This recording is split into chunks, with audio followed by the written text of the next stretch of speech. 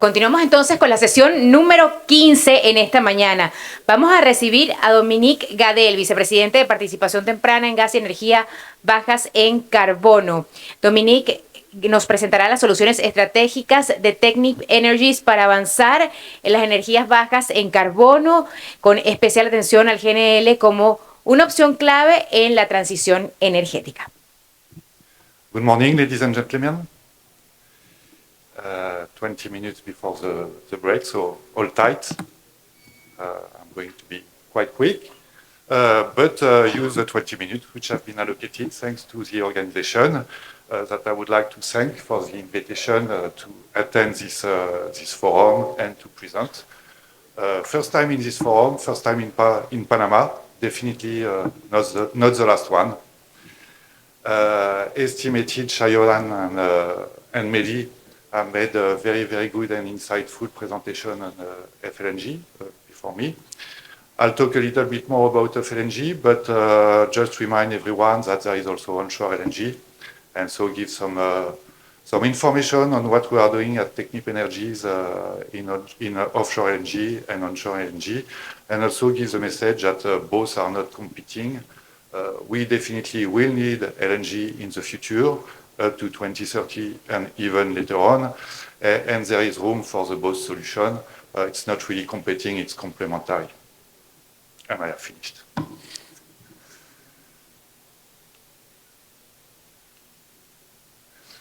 Few words on Technip Energies for those who do not know us. We are an engineering company, but also providing technology, services, and products. Not so young, so born in 58, so close to 70 years old. 15,000 talented people spread all over the world, so operating in 48 countries. And our income is in the order of 6 billion euros per year. We are acting in two different segments, so project execution or project deliveries, which is accounting for approximately 75% of this income, and the technology, product and services, which are the remaining 25%. And we are acting in the whole energy field with a strong focus on the energy transition, which gives me the opportunity to introduce the next slide. So energy transition, we know that gas is seen as one of the major energy transition fuels. In Technip Energies, we have been acting in the LNG space for 60 years. That's the anniversary this year. Started, as Mehdi recalled it, in Arze, in Algeria, in 64. So neither Mehdi or I were born at that time. Marvelous of engineering, because we today are hearing about DMR and mixed refrigerant, but at that time in 64, it was already a mixed refrigerant which were used in Cascade. Steam turbines, first baseload plant of the world. Small trains at that time, but the largest, because they were the first one. It was 3 times 0.3 MTPA. And since that, we have been continuously involved in the LNG, while starting at 0.3 and then later on delivering the largest train in the world of 7.8 MTPA per year, and with currently trains of 8 MTPA under construction in Qatar. We are acting on small, mid-scale, large-scale, onshore, offshore, and we are very keen on, let's say, a challenging project with 2 of our flagships projects, which are shown on the screen with Prelude. So the king, as it was said, of the FLNGs due to its size, its capacity, and its complexity. And Arctic LNG on the onshore, which is the first Arctic LNG plant fully modularized, 450 modules to give you an idea of the size of the plant, delivered in 2018. Up to now, we have delivered approximately 20% of the overall LNG production over the world, which equals to approximately 110 MTPA, a little bit more. And we got more than 60 MTPA, which are currently under construction. Our timeline, well, it's very small, so don't use your eyes. It's just to show that if you focus on the colors, there is a blue, blue stands for the FLNG, and we can see that there is a trend of FLNG appearing approximately 10, 15 years ago, and which is continuously continuing. Also, to make the link with what Chayona said previously, the small green circle are of importance because they denote the electrical plant, which are a new trend. So as it was stated, we have been following a constant evolution in terms of drivers for the liquefaction plant, aiming at improving the overall efficiency. So started with steam turbines, then moving to heavy-duty gas turbines, and aeroderivative gas turbines.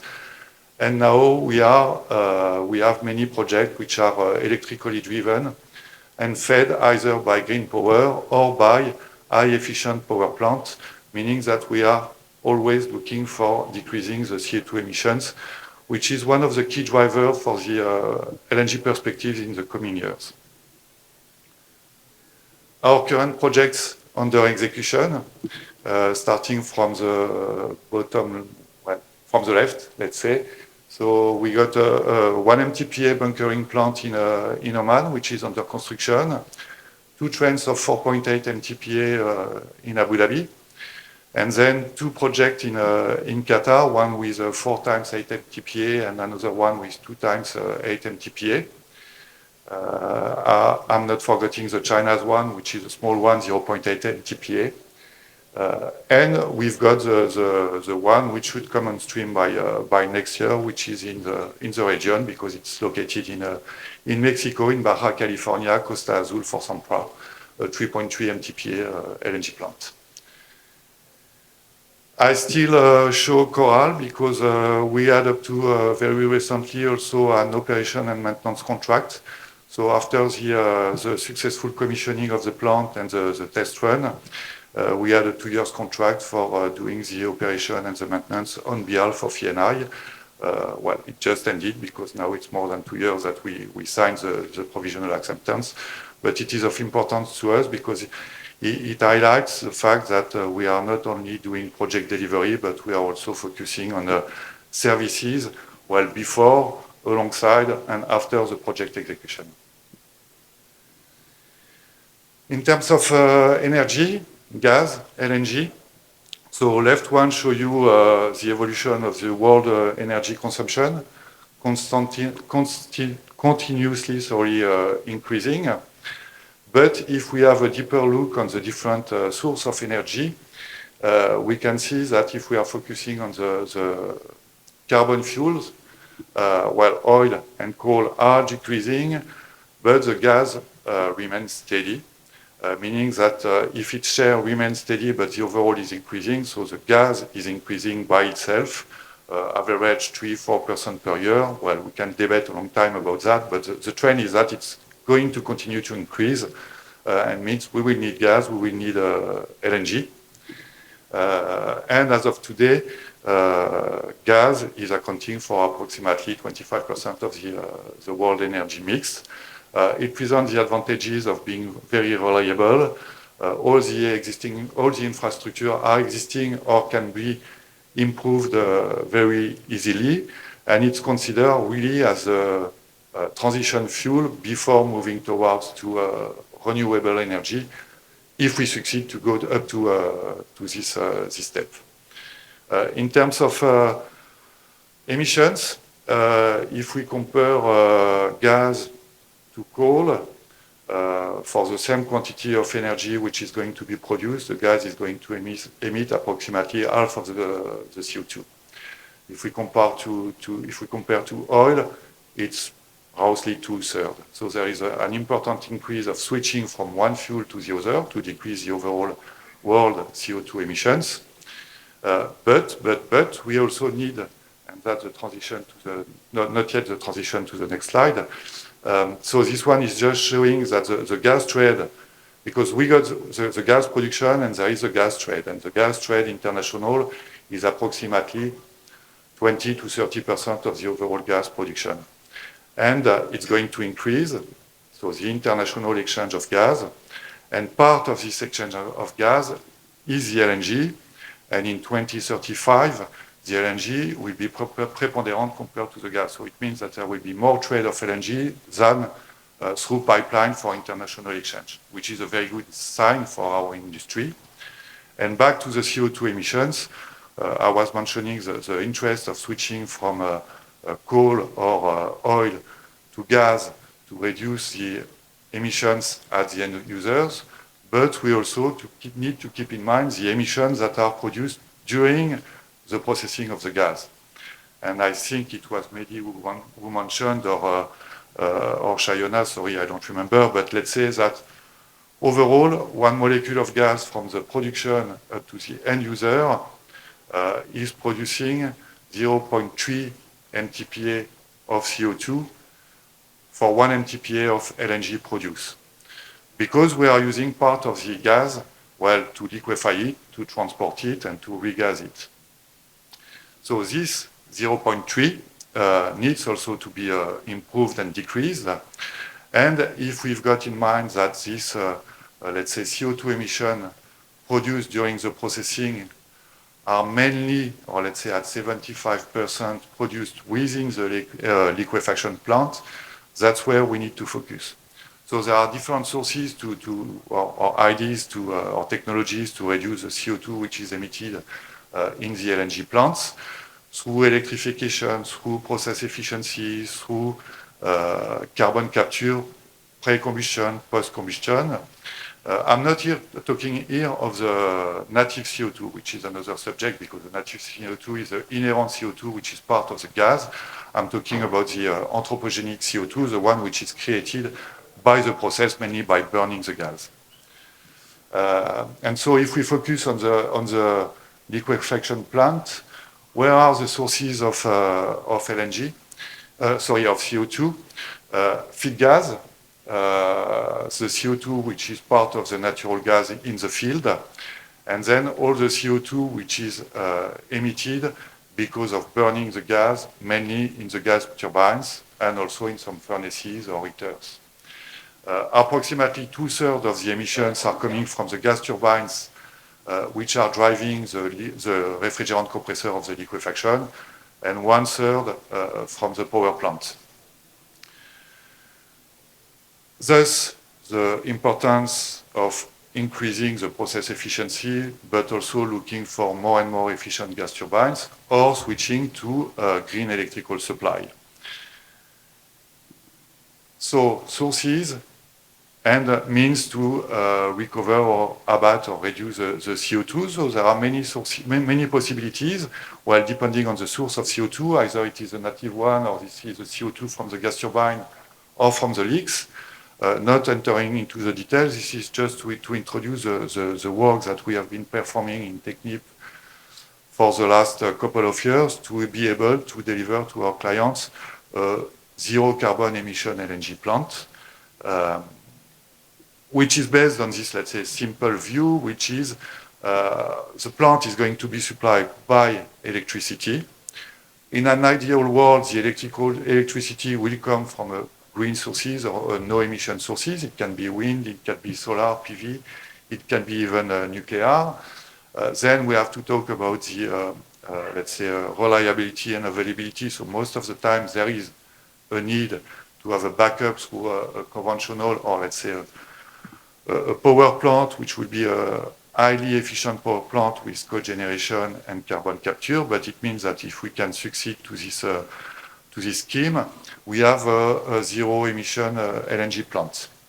So having that in mind, we have developed in Technip a solution which is based on the main, let's say, technological choice which are made here. We are not saying that this choice or this one is the best, but that's our view and the way we set our solution.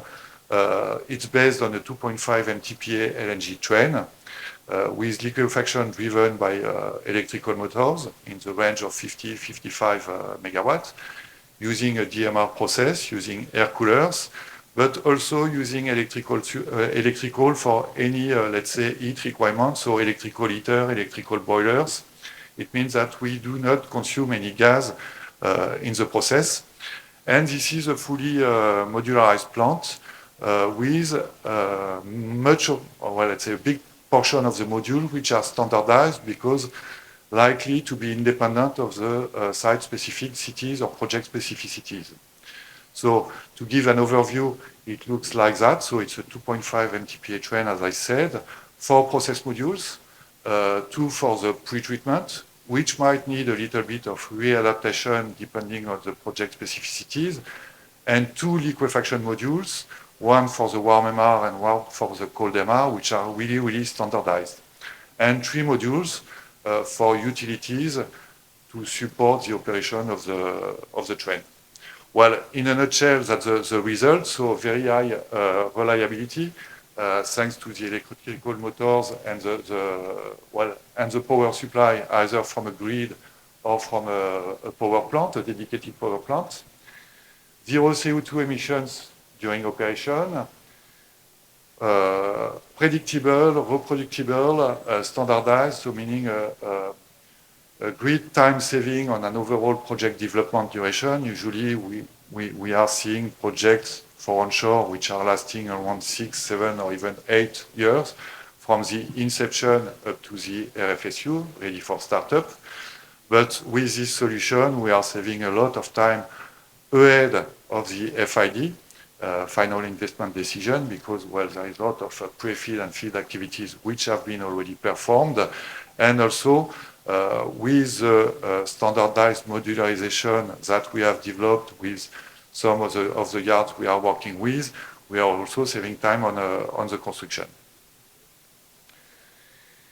Okay, so that gives you our mind for the onshore LNG on how we see a possibility of implementing a very interesting project in terms of cost and time delivery. After having developed this solution, we also address the same approach for the offshore LNG. So we have very much talked about the FLNG. In Technip, we prefer to talk about offshore LNG, FLNG being one of the members of the offshore LNG. So it comes back to the categorizations that we see previously. So we have our own categorization, everyone has, but all of them are very similar. We'll see that afterwards. Here, what I wanted to share with you is all the merits associated to the offshore LNG. Well, everything on a single facility, very well described by Mehdi previously, so not entering again into the detail. Some advantages, it can be movable, it can be redeployable, and it can enable some projects where we are seeing some stranded gas or problem of accessibility to build an onshore plant because of, let's say, political reasons, geographical reasons, access to the site, and all these kind of things. So in Technip, we have been working on many solutions for offshore LNG for clients, so talking about real projects, either at FEED or EPC. It's just some extract or some, let's say, some of them that we are sharing with you here. So only FEED, not talking about pre-FEED or conceptual, but talking about FEED or very extended pre-FEED and EPC, and you can see that we are studying a very wide range of different solutions. Again, there is not an ideal one because each project is specific. However, in our mind, we had the same reasonings and for the onshore, saying that, okay, the best solution always exists, but it's very time-consuming and very cost-consuming. So let's develop a similar approach than Snap LNG that I showed before and call it Snap FLNG, meaning having a standardized FLNG solution or offshore LNG solution so we can propose it directly to our customers and save time in terms of inception and initial study. So an approach which is very similar to the Wison New Energies one with the generation 1, just to wake you up, generation 1, generation 2, and generation 3, meaning we have some kind of products ready to deliver, but incorporating state-of-the-art of the technologies. And this product is adaptable because it's mainly, let's say, module contents shape, definition, weight, and process arrangement, but it's suitable to be adapted to any kind of supporting facilities, and thus making the link to the, let's say, so-called offshore LNG, where we can see that going offshore can have different meaning depending on the location and the clients. We got the deep offshore like Coral, but we got also some quayside or offshore solution, some nearshore solutions, so a few kilometers fed by a jetty or by a subsea pipeline. We can have a fixed platform, we can have gravity-based support, and we've got some family of specific FLNG for our associated gas. So usually these kind of FLNG are linked to one or several FPSOs, and they are allowing to monetize the associated gas. A last slide on Techno, just to say that all part of the solution, either Snap Onshore or Snap Offshore, we take the credit of embedding our state-of-the-art or best technologies, which goes from either process technologies, some solutions, or some products. Well, I'm passing through because getting out of time.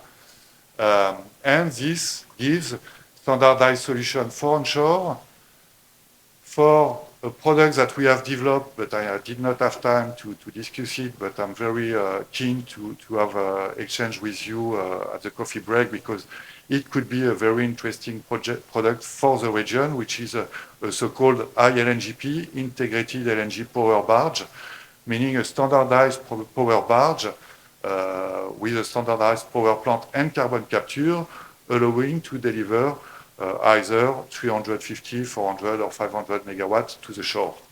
And then let's say, standard offshore LNG solution, standard and standardized. To conclude, well, a positive message. The future of gas is known, is set, is positive. We still have a lot of work ahead of us. There are many, let's say, positive signals from Europe. Lot of SPS signed, lot of infrastructure being currently under construction. European is supporting the gas in terms of taxonomy. In the USA, it was mentioned at the beginning of the session by Louise that there is a huge and massive trend of export of LNG, which is waiting to be sanctioned in the near future. So let's wait for a few weeks for the new election and then few months for the next administration. But likely there will be a lot of go ahead, and the USA will take again the lead, being the number one exporter. Middle East, Qatar has left its memorandum, so it's now increasing again drastically its production. So it has been set for years at 77 NTPA, and the target is to be at 142 in 2030 or even a little bit before. So doubling the expansion. And then there is a continuous trend of demand from the Asia. So very positive or conclusive remark, which is, well, there is a need for LNG, there is a need for projects. There will be both onshore and offshore. They will respond to different demands, but we shall not, well, stay asleep. Means there is some work to be done around the technology and around the definition of the project, because if we want the LNG to remain the transition fuel, we need still to work on its efficiency, CO2 emissions, reduction of auto consumption, and this will be done through new development like artificial intelligence, predictive maintenance, and all these kind of things, which will allow some loss of the feed gas, which ultimately should be delivered only at the end user. Well, that just, if you got the message, you don't need to read this one. It's just to say that my colleagues, Lorenzo and Guillermo, who is located in Bogota, are keen to discuss with you afterwards, if you are interested by what we do in Technip, and if you have some specific subject to discuss. Thank you very much for your attention. I'm ready to take any question now or at the break.